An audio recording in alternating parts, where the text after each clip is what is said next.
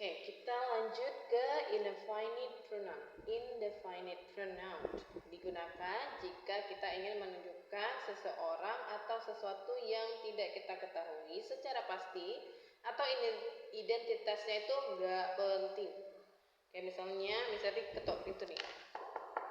Anybody home? Nah, misalnya pakai ada orang di rumah nggak? Nah, orangnya terserah mau Agif kayak mau Mama kayak mau siapa, nggak penting. Makanya disebut indefinite pronoun. Di sini kalau dia berakhiran dengan thing, ada thing kayak misalnya anything, everything, nothing, something, pokoknya pakai ting, berarti ini digunakan untuk mengacu kepada benda. Sementara kalau dia berakhiran dengan one, anyone, everyone, no one, atau someone, nah ini mengacu pada orang. Begitu juga dengan body, anybody, everybody, nobody, somebody. Nah itu dipakai untuk mengacu pada orang. Ya. This is for example, I didn't see anything in the house. Saya tidak melihat apapun di dalam rumah. Apapun itu terserah deh apa aja. Ya, apa aja. Terus nobody believe what the man say. Tidak ada satu orang pun yang percaya apa yang laki-laki itu katakan. Jadi satu orang pun itu terserah mau siapa aja. Betul. Oke, terus kode yang lainnya adalah meskipun menggunakan singular itu kata kerja pertama yang kata kerjanya itu pakai verb 1 plus s. Jika ingin menggunakan pronoun yang mengacu kembali pada indefinite pronoun, ini s atau is ya, tetap harus menggunakan kata ganti plural atau ini contohnya nih, everybody was ini untuk orang yang satu orang atau is gitu ya, untuk orang yang cuma satu orang. Everybody was asked to open their book. Setiap orang diminta untuk membuka buku mereka. Walaupun tadi ini cuma satu, ini singular. Tapi begitu objeknya selalu mengambil yang plural, yang lebih dari satu. Tahu nggak kira-kira kenapa? Karena kalau everybody itu kan artinya setiap orang. Jadi kalau dalam satu kelas kita anggaplah ada 5 lah ya. Nah kalau dibilang setiap orang, ini yang dimaksud adalah dia 1, 2, masing-masing. Tapi begitu ditanya dan mereka harus membuka buku semuanya. Jadi makanya semua ini berubah jadi mereka. Walaupun yang tadi subjeknya itu harus pakai yang is atau was untuk kata kerja pertama. Ya, untuk singular ya. Tapi begitu jadi objeknya dia harus pakai objek yang lebih dari satu. Oke. Secara umum, kata some digunakan untuk kalimat positif aja. Jadi khusus kalimat positif aja. Sementara any digunakan untuk kalimat negatif dan kalimat interrogatif. Apa itu interrogatif? Yes. So, for example, anybody knows the answer? Ada yang tahu jawabannya? Nah, itu pakainya anybody. Kalau ada yang tahu jawabannya, yes. Somebody know.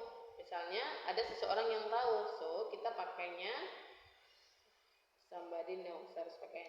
Kita pakainya yang somebody karena ini kalimat positif. Kalimat positif itu yang mengiyakan. Ini kalimat tanya. Kemudian kalau kalimat negatif gimana? Pakai any.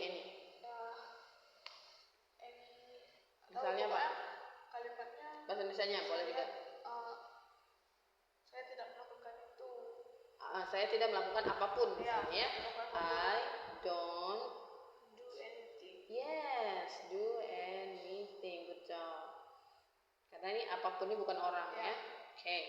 Jadi ini kalimat negatif, jadi pakai anything. Kalau something harus kalimat positif. I do something. Oke. The last one about pronoun yang terakhir adalah demonstrative pronoun. Demonstrative pronoun nanti juga ada pasangannya di demonstrative adjective dan katanya sama, bedanya fungsinya doang. Kalau demonstrative pronoun itu katanya sama this, that, this, those, ini itu. Bedanya kalau this untuk satu, kalau this untuk lebih dari satu. Ini juga sama, demonstrative pronoun. That, this, those. Sama dia juga. Bedanya. Nah, balik lagi sama seperti possessive pronoun sama possessive adjective. Kalau possessive pronoun di depannya tidak perlu ada noun. Kalau possessive adjective di depannya wajib pakai noun. Itu bedanya. So kita buat misalnya buat contohnya terus yang lihat ya. Ini bagiannya. Oh, ini udah ada sih contohnya di sini. That sounds very interesting. Coba kira-kira ini demonstrative pronoun atau demonstrative adjective? That sounds is very interesting. Demonstrative adjective. Iya, karena ada Kata benda. betul. Oke, kirain akan terkecoh karena ini ada di demonstrative pronoun. Good job. Is that your younger brother? Ini demonstrative pronoun. Yes, karena nggak ada kata benda Ya, depannya kata Peter. Good job. This is my sister. Itu demonstrative pronoun. Good job. That is my brother. Sama demonstrative pronoun. Good job. Peter. Udah ngerti deh. Ih, cepet deh kalau murid begini. Ya Allah, semoga aku dapat murid kayak gini 3 lagi ya Allah. Biar cepet ngajarnya gitu mas. Oke deh, that's all about about pronoun. Do you have any question? No. No question. Good job. Cepet banget ya Anda belajarnya ya. Oke, next ini kita masuk ke adjective, kata sifat. Nah, kata sifat itu kalau tadi kan kita cuman ngomong-ngomongin aja nih, gibah doang tentang dia nih. Nah, sekarang kita ngomong langsung nih tentang dia. Kata yang digunakan untuk menerangkan atau mengikat kata benda. Nah, adjective bisa digunakan sebelum kata benda. Contohnya, thick ini adjective, book ini kata benda. Dan satu-satunya dalam bahasa Inggris yang dibalik artinya cuman adjective. Jadi nggak ada lain. Buku tebal, udah dibalik aja. Thick book gitu. Nice house, rumah bagus. Clever boy, anak pintar. Jadi yang dibalik itu cuman adjective saja. Dan contoh lainnya. Pembagian adjective. Kalau sebelumnya kan pembagian noun nih. Pembagian pronoun, kemudian kita akan lihat pembagian adjective. Oke. Ada 7. Yang pertama ada possessive adjective yang sudah kita pelajari di belakang tadi di pronoun. Sama dia ya, my, your, his, her, its, our, theirs. Yang kedua, kualitatif. Apa itu kualitatif? Berkualitas. Ya, kualitasnya. Berarti misalnya dispenser ini gimana sih menurut Agif? Bagus. Nah, bagus itu berarti masuk ke kualitatif adjective karena itu menunjukkan kualitas seseorang. Kenal sama si Lili nggak? Lili yang mana itu? Yang malas itu. Nah, itu berarti menunjukkan kualitas seseorang gitu ya. Oke, so menerangkan bentuk atau keadaan suatu benda. Short, lazy, cheap, great, good, beautiful. Nah, itu masuk ke kualitasnya. Yang ketiga ada distributif. Distributif adjective ini yang artinya setiap. Setiap. Ya, ada each, ada every. Each, every. So, misalnya each book is expensive. Setiap buku mahal. Jadi maksudnya yang ini mahal, yang ini juga mahal, yang ini juga mahal gitu ya. Itu demonstrative adjective. Distributive adjective. Demonstrative adjective udah kita bahas tadi. Ya, sama kayak demonstrative pronoun. Bedanya kalau demonstrative adjective selalu ada Kata benda. yes. Next, interrogative adjective. Dari namanya saja kita sudah tahu kalau ini adalah adjective yang berfungsi untuk bertanya ya. Interrogative adjective. Dipakai untuk bertanya. Apa aja tuh? Ada whose. Artinya apa whose? Punya. Punya siapa? Kalau siapa aja who. Yes, benar. What? Apa? Which? Yang mana? Yang mana? For example, di sini ada dua buku deh. Which one is your book? Yang mana bukunya Agif? Itu misalnya ya. Jadi itu juga bagian dari adjective. Terus kalau tadi ada qualitative adjective, sekarang ada quantitative adjective. Kuantitas.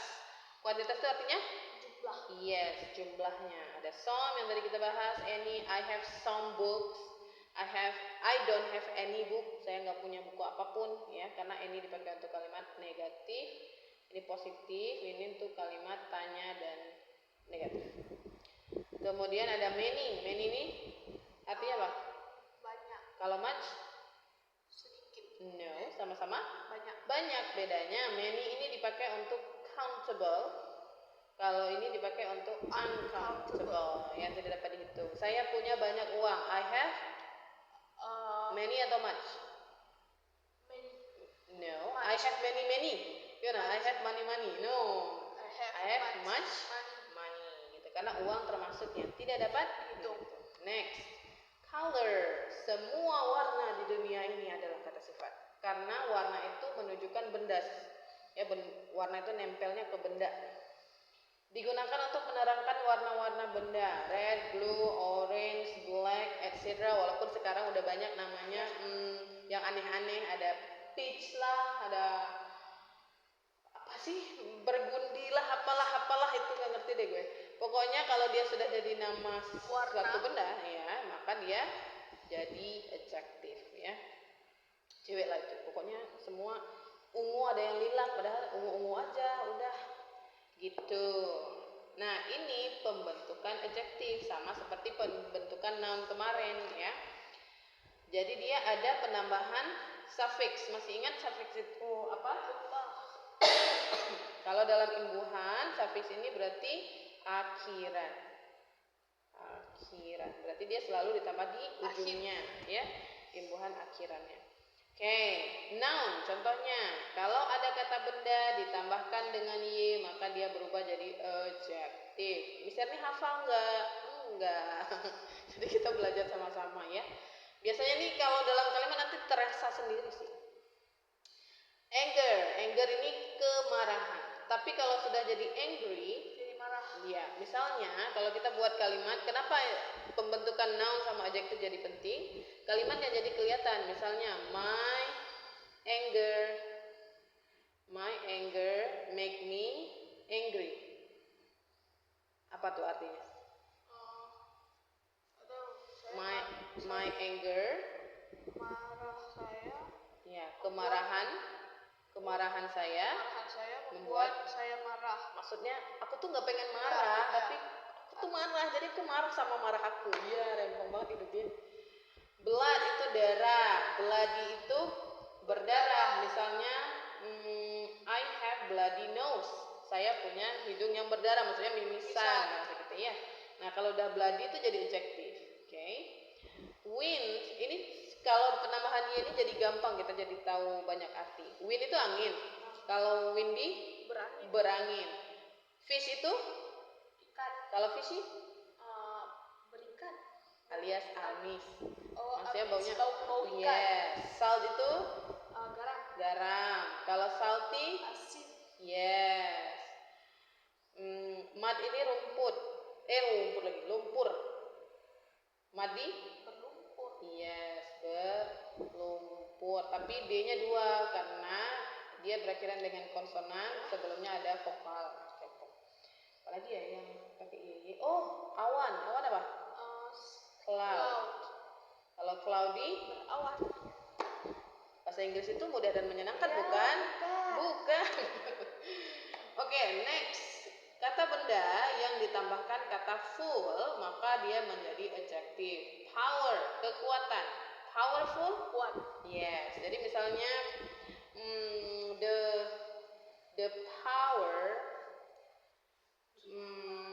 change me to be powerful. L-nya satu deh. The power change me to be powerful. Kekuatan merubah saya menjadi kuat. Iya, superhero gimana gitu ya. Kebanyakan nonton Marvel begini nih. Oke, dan lain-lain. Pokoknya yang nambah full banyak lah, apalah meaningful lah, apalah itu yang full. Next, kata benda yang berakhiran dengan al, maka maka dia jadi adjective juga. Contohnya crime, criminal. Crime, criminal. So the crime make a lot of people become criminal. Kejahatan itu membuat orang-orang menjadi jahat. Yes, udah pinter sih Agus. Ini mah udah. Next, dan lihat aja nanti. Next ada kata benda yang ditambah ous. Ini banyak ya. Dangerous, delicious, gorgeous, gitu ya. Danger jadi dangerous, poison ini racun tau ya? Racun, tahu. Ya, poisonous beracun. Mystery sama mysterious. Noun menambahkan kata less. Less ini artinya kurang ya. Jadi ada artinya kurang. Jadi kalau ada kata-kata yang ada pakai less-nya, berarti itu artinya kurang. Misalnya taste, kan rasa nih, berasa. Kalau tasteless, Hambar. maksudnya nggak ada rasanya. Iya betul. Ya walaupun kita sebutnya hambar ya. And akhir, endless. Iya, maksudnya tidak berakhir. Job, Pekerjaan. jobless, nggak ada pekerjaan. Iya benar. Home, Rumah. homeless. Homeless, nggak ada rumah. Iya, jadi kayak misalnya tuh in America a lot of people become homeless. Yeah, gitu. Adjektif bisa dibentuk dengan menambahkan akhiran pada kata kerja selain kata benda ya. Kata kerja juga bisa. Nah, ini yang kemarin sempat bilang tambah able berubah dia jadi adjektif. Obtainable bisa dipelore, enjoyable, breakable, stoppable. Oh, ini biasanya breakable-nya ada di kotak paket. Yang gambarnya tuh pakai gelas pecah gitu deh. Oh ya. Nah, maksudnya jangan dibanting karena ini bisa pecah, so breakable. Tapi kalau unbreakable, Nggak bisa pecah. ya, unbreakable, ada unstoppable gitu ya. Ada sih lagu judulnya Unbreakable, apa ya judulnya? Terus berakhiran dengan even, maka ini juga jadi adjektif. Refresh, repressive, educate, educative, talk, talkative, active. Active itu sebenarnya dari kata act, melakukan. Jadi aktif. Nah, ini kan aktif. Oke. Next, adjektif bisa dibentuk dengan menambahkan awalan. Kalau tadi akhiran, suffix, sekarang awalan. Pertama, menambahkan kata in. Biasanya kalau sudah ditambahkan awalan itu artinya tidak. Misalnya, possible kan mungkin. Ya. Kalau impossible Tidak mungkin. nah Ya. gitu. Jadi Ya, kalau ya, penambahan ya, suffix biasanya artinya tidak. Polite ini sopan, impolite tidak sopan. Moral itu bermoral, immoral tidak bermoral. Apalagi ya? Impossible, udah impossible. Kalau impresif? Itu kayaknya dari dia sendiri deh, bukan kata bentukan. Oh, ya. Karena artinya mengesankan. Memang dari sananya. Kalau impresif tapi kesan artinya. Oke, jadi kata sifat juga dia karena penambahan even, ya kan? Di belakang kan. Next, depannya tetap pakai ir. Nah, ini kayak irregular verb kan ada. Jadi ada apa namanya nih regular berubah jadi irregular. Biasanya kuliah ada nih. Kuliah regular sama irregular. Kalau regular berarti teratur, kalau irregular Biasanya jadwalnya jelas. betul. Biasanya nih orang yang udah kerja kuliah lagi. Rasional masuk akal, irrational tidak masuk akal. Religious beriman, irreligious tidak beriman. Relinya mana nih? Dan seterusnya. Pokoknya gampangnya kalau dia penambahannya di awal itu artinya tidak semua. Oke. Interest menarik, uninteresting tidak menarik, able dapat, unable tidak dapat dan seterusnya. Ill ya, yang depannya ditambahkan ill. Legal jadi ilegal berarti. Nah, ilegal itu dari sini dia sebenarnya itu bahasa Indonesia, bahasa Inggris yang di-Indonesiakan. Legal jadi ilegal, logical jadi illogical, literature jadi illiterature. Terus penambahan kata in. Biasanya nih kita ngikutinnya kayak ini, kayak ngaji. Nun mati bertemu dengan kaf maka bacanya ing. Makanya muncullah kata incapable. Sebenarnya bukan incapable tapi enak aja gitu bilang ing. Kayak incredible kan in depan. Tapi ngikutin pola ngaji ya, incredible. Jadi incapable, inactive, inadequate, tidak cukup, dan seterusnya. That's about adjective. Ini kita masuk ke position of adjective, tapi karena banyak lagi biar nggak stres kita 10 menit lagi.